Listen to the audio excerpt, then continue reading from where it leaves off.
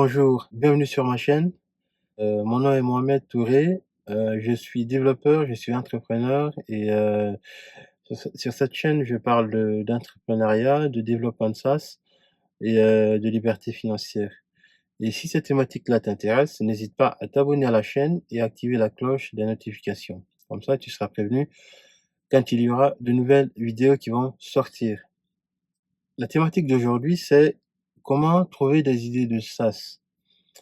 J'entends souvent des développeurs me poser la question, j'ai souvent entendu des développeurs dire, qu'ils n'ont pas d'idée de SaaS, qu'il faut être un génie pour trouver des idées de SaaS, ou même s'ils trouvent des idées, c'est des idées totalement farfelues.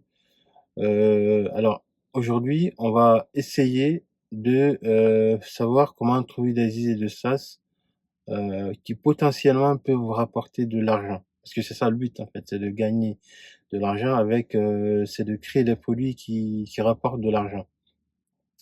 Donc comment on fait pour trouver ça? Il y a une citation de Seth Godin que j'aime bien, qui dit ceci: heu, la différence entre le mauvais marketeur et le bon marketeur est celui-ci: le mauvais marketeur, c'est quelqu'un qui cherche des clients pour son produit, alors que le bon marketeur, c'est celui qui cherche un produit pour ses clients. Alors, c'est quoi la différence en fait? Pourquoi en fait, inverser le script, de cette façon? Hem, Ce que cette Godin veut dire ici, c'est que l'erreur fondamentale que l'on fait quand on développe un produit, quand on veut vendre un produit, c'est que très souvent, et je comprends parfaitement, pourquoi cette approche, on pense que le bon produit doit être le fruit de notre imagination, on doit s'asseoir, réfléchir, s'asseoir et réfléchir à un produit. Mais ça, c'est la pire des façons de le faire, en fait. Il faut pas réfléchir à un produit, qui va être le il faut jamais réfléchir à un produit qu'il faut vendre à un client, il faut plutôt trouver un problème. Et pour trouver un problème, il faut d'abord partir du client, identifier son problème et ensuite trouver une solution, ensuite trouver un produit pour ce client-là. La plupart des gens, ce qu'ils font, c'est qu'ils vont s'asseoir d'abord et réfléchir à un problème, fabriquer un produit, sans jamais chercher, à savoir si ce produit va marcher, et seulement à la fin, quand ils ont fini, de développer leur application, ils vont aller chercher des gens à qui ils vont vendre ce produit-là. Mais cette approche, elle est pas bonne. Elle est pas bonne du tout parce qu'elle est pas basée sur, une expérience, c'est le fruit de l'imagination, en fait. Il faut partir du client. Pour vous montrer à quel point c'est absurde cette méthode-là, heu, je vais faire une analogie ici simple. Imaginez-vous, hem, imaginez que un laboratoire pharmaceutique, par exemple, se dit des ingénieurs dans un laboratoire se disent: «On va fabriquer un médicament». Ils vont imaginer une maladie, ils vont fabriquer un médicament, ils vont essayer de vendre, trouver des patients qui ont la maladie qu'ils ont imaginée. Ça n'a pas de sens, en fait. Imaginez, vous réfléchissez à une maladie, vous fabriquez un produit qui va soigner cette maladie-là et vous allez ensuite trouver des patients qui ont cette maladie à qui vous allez vendre le produit. C'est tout simplement absurde, en fait, comme approche. La bonne approche, c'est d'abord de partir du patient, identifier sa maladie, et ensuite proposer, en fait, un diagnostic et une solution, qui va soigner le patient. C'est exactement l'approche, qu'il faut faire, c'est la bonne approche, et avec cette approche-là, ce n'est pas nécessairement 100% garanti que vous allez réussir en fait, le produit, vous allez réussir, votre projet. Mais il y a une chose il y a une chose qui est quasi garantie, c'est que si vous allez devant un client et que vous lui parlez de son problème, au moins il va vous écouter. Au moins il va essayer votre produit.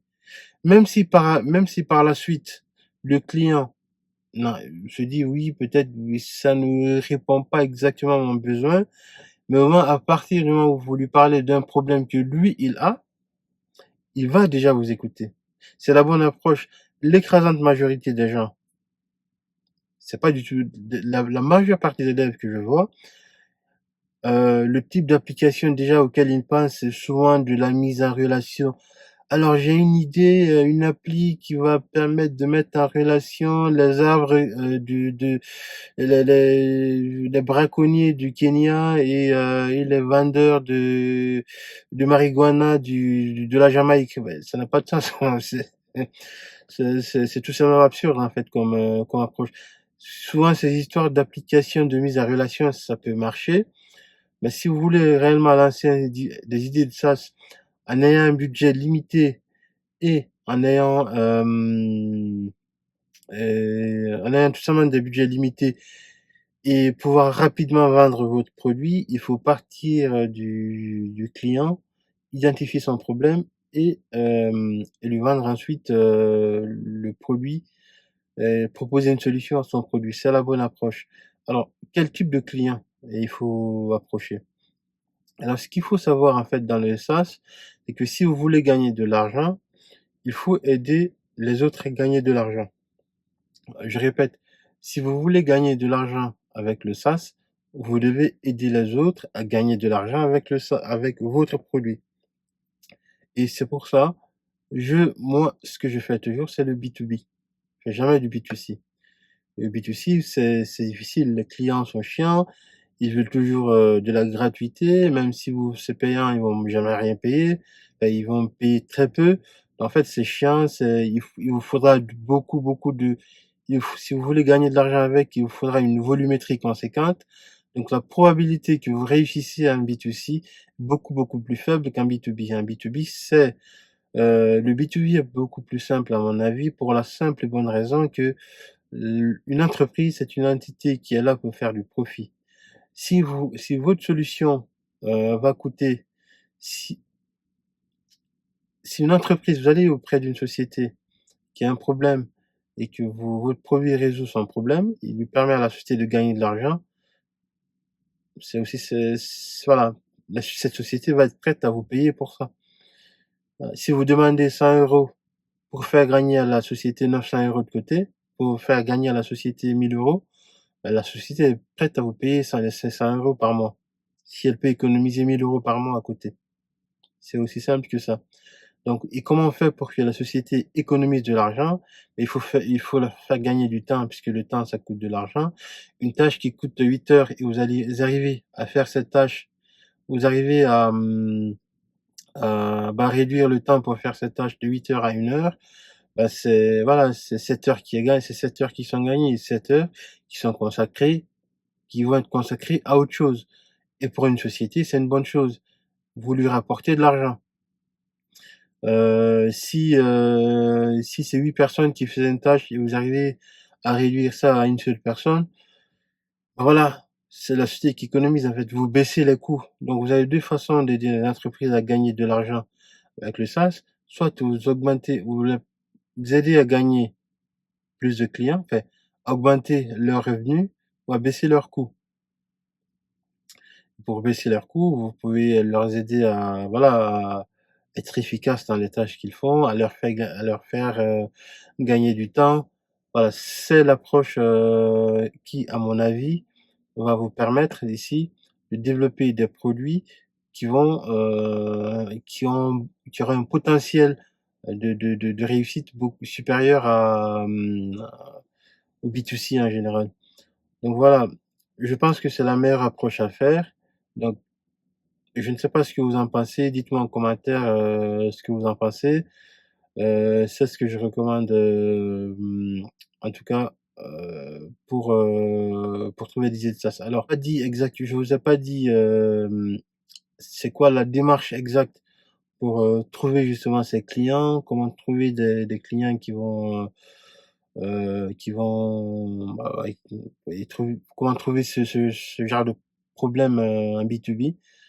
Hem, C'était juste une petite vidéo d'introduction. Je voudrais que vous me disiez en commentaire si vous avez apprécié la vidéo. Et si vous voulez en savoir plus, n'hésitez pas à me le dire en commentaire. et à vous abonner et activer la cloche des notifications. Comme ça, je vais développer encore l'idée beaucoup plus loin et je vous dirai exactement aussi, c'est quoi l'approche, c'est quoi la méthodologie qu'il faut mettre en place pour trouver réellement ces idées de sas. Donc, merci d'avoir suivi la vidéo. N'hésitez pas à vous abonner et à me dire en commentaire ce que vous en pensez, si vous voulez oui ou non, que je développe l'idée.